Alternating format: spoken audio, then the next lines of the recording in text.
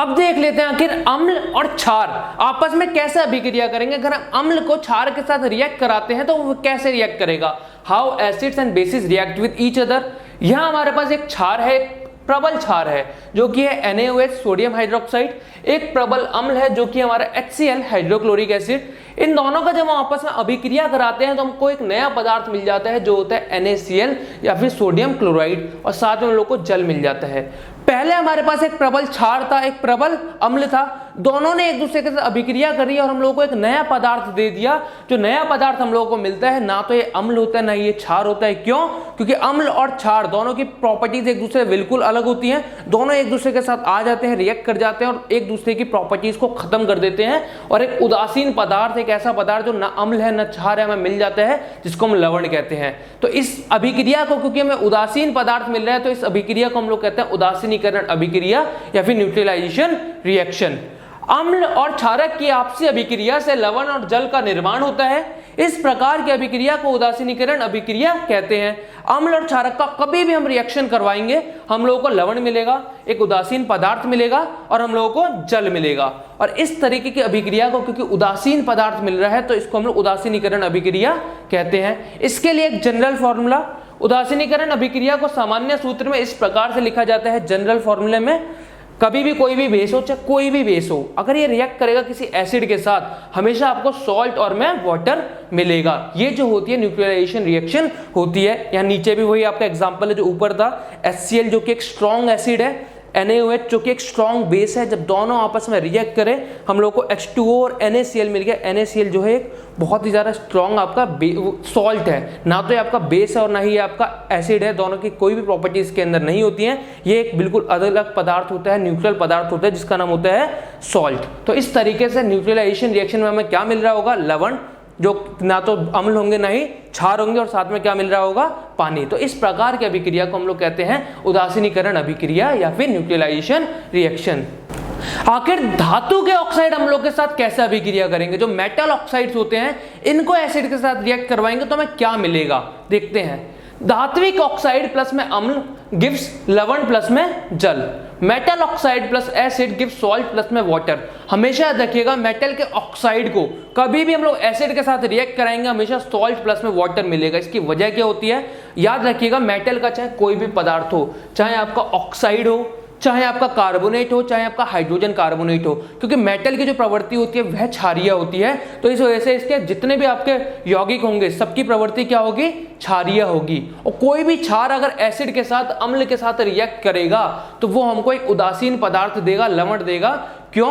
क्योंकि आपका ये क्षार है और ये अम्ल है, तो दोनों उदासीनीकरण अभिक्रिया करेंगे और हम लोग को क्या मिल जाएगा, सॉल्ट मिल जाएगा। तो कभी भी मेटल ऑक्साइड एसिड के साथ रिएक्ट करेगा हमेशा क्या मिलेगा, सॉल्ट प्लस में वाटर। एक एग्जांपल दे देते हैं, कैल्शियम ऑक्साइड। कैल्शियम एक मेटल है, उसका ऑक्साइड है, उसको रिएक्ट करवाते हैं HCl के साथ जो कि एक अम्ल है। कभी भी ऐसे रिएक्शन होगी तो कैल्शियम जो होगा हाइड्रोजन को उसकी जगह से हटा देगा और CaCl2 बना लेगा और साथ में H2O रिलीज कर देगा। तो क्या हुआ, आपका एक मेटल ऑक्साइड था, उसको रिएक्ट करवाया हमने एसिड के साथ और हम लोगों को मिला कैल्शियम क्लोराइड जो कि एक लवण है, जो कि एक सॉल्ट और साथ में पानी। तो याद रखिएगा कभी भी कोई भी मेटल ऑक्साइड अगर एसिड के साथ रिएक्ट करेगा क्या मिलेगा, सॉल्ट प्लस में वाटर। कैल्शियम क्लोराइड के बनने से विलयन का नीला रंग हो जाता है, क्योंकि यहाँ आपकी डिस्प्लेसमेंट रिएक्शन हो रही है, विस्थापन अभिक्रिया हो रही है, तो रंग में भी परिवर्तन आ जाता है। विलयन का रंग कैसा हो जाता है, नीला हो जाता है। धात्विक ऑक्साइड की प्रवृत्ति क्षारीय होती है, हमने बात कर लिया धात्विक ऑक्साइड की प्रवृत्ति कैसी होती है, क्षारीय। इसीलिए ही ये अम्ल के साथ क्रिया करके लवण और जल बनाते हैं। यही वजह होती है कि आखिर क्यों ये अम्ल के साथ रिएक्शन कर लेते हैं और क्या बनाते हैं, सॉल्ट बनाते हैं। कुछ और मेटल ऑक्साइड्स के उदाहरण CuO, copper oxide, MgO, magnesium oxide, और भी बहुत सारे धातु के ऑक्साइड्स के उदाहरण होते हैं। कोई भी कभी भी आपका एसिड के साथ रिएक्ट करेगा सॉल्ट और वाटर हम लोगों को मिलेगा ही मिलेगा। अब अपनी अगली अभिक्रिया देखते हैं, क्षारों की धातुओं से अभिक्रिया। अब हम लोग किसकी अभिक्रिया करवाएंगे, क्षार बेसिस की रिएक्शन करवाएंगे धातुओं के साथ, मेटल के साथ। हम लोगों ने बात करी मेटल कैसे नेचर के होते हैं, धातु कैसे नेचर के होते हैं, क्षारीय नेचर की होती हैं। तो वैसे तो कभी बेस और मेटल रिएक्ट करते नहीं है। लेकिन अगर मेटल की जो आपकी रिएक्टिविटी है, जो अभिक्रियाशीलता है, वो बहुत ज्यादा है, तो दोनों रिएक्ट कर जाएंगे। और कभी भी अगर ऐसा कर रहे होंगे तो बेस और मेटल आपस में रिएक्शन करके क्या बना रहे होंगे, सॉल्ट बना रहे होंगे, और साथ में क्या बना रहे होंगे, वाटर बना रहे होंगे, बिल्कुल उदासीनीकरण अभिक्रिया की ही तरह। सॉल्ट और बेस और मेटल मिलकर सॉल्ट और वाटर हमें दे रहे होंगे। सारी धातुएं क्षारों से अभिक्रिया नहीं करती। क्षारों से अभिक्रिया करने के लिए दी गई धातु क्षारों के अंदर उपस्थित धातुओं से ज्यादा अभिक्रियाशील होनी चाहिए। आपका मेटल जो है तभी रिएक्ट करेगा किसी भी बेस के साथ जब आपका मेटल जो है वो बहुत ज्यादा अभिक्रियाशील हो। किससे? जो आपका बेस के अंदर जो मेटल है उससे। मतलब जो बेस होना चाहिए वो आपका प्रबल नहीं, आपका बहुत कमजोर क्षार होना चाहिए। अगर ऐसा होता है तभी अभिक्रिया होगी। क्यों होगी? क्योंकि मेटल जो है किसके रूप में काम करते हैं, क्षार की तरह काम करते हैं। बेस क्या होते हैं, क्षार होते हैं। तो कभी भी अगर आपका बेस जो है वो बहुत दुर्बल क्षार है तो मेटल जो होगा खुद पर खुद ही क्या हो जाएगा, प्रबल क्षार हो जाएगा, और उसके लिए अम्ल का काम करेगा एक तरीके से, और दोनों रिएक्शन करके क्या बना देंगे, सॉल्ट बना देंगे, और साथ में हमें वाटर दे देंगे। दूसरी रिएक्शन कौन सी थी? अधात्विक ऑक्साइड की क्षारों के साथ अभिक्रिया। हमने धात्विक ऑक्साइड के अम्लों के साथ देखी थी। धात्विक ऑक्साइड थे, धातु था, धातु क्षार होती है, तो धातु का कोई भी कंपाउंड जो था वो कैसा था, क्षार था।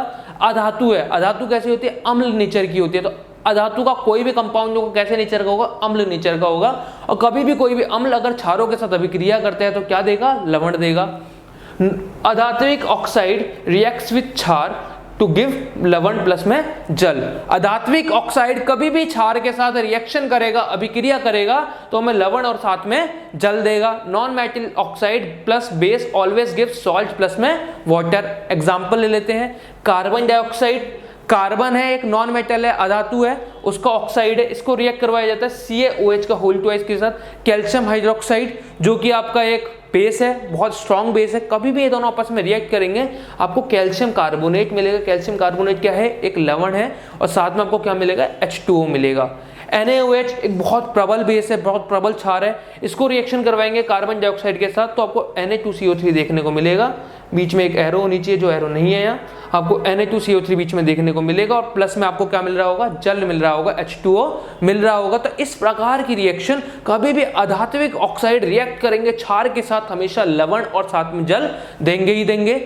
अधातुओं की प्रकृति अम्लीय होती है, जो क्षारक से अभिक्रिया कर लवण एवं जल बनाता है। यह अभिक्रिया उदासीनीकरण अभिक्रिया के समान ही होती है। ये जो अभिक्रिया होती है किसके समान होती है, उदासीनीकरण अभिक्रिया के समान होती है। और इस प्रकार से अधात्विक ऑक्साइड किसी भी क्षार के साथ रिएक्ट करेंगे, क्योंकि अधात्विक ऑक्साइड का क्या नेचर होगा, अम्लीय नेचर होगा, और अम्ल कभी भी रिएक्ट करेंगे अगर क्षारों के साथ, हमेशा क्या बनाएंगे, लवण बनाएंगे। तो इस तरीके से हम ये अभिक्रियाएं देखते हैं।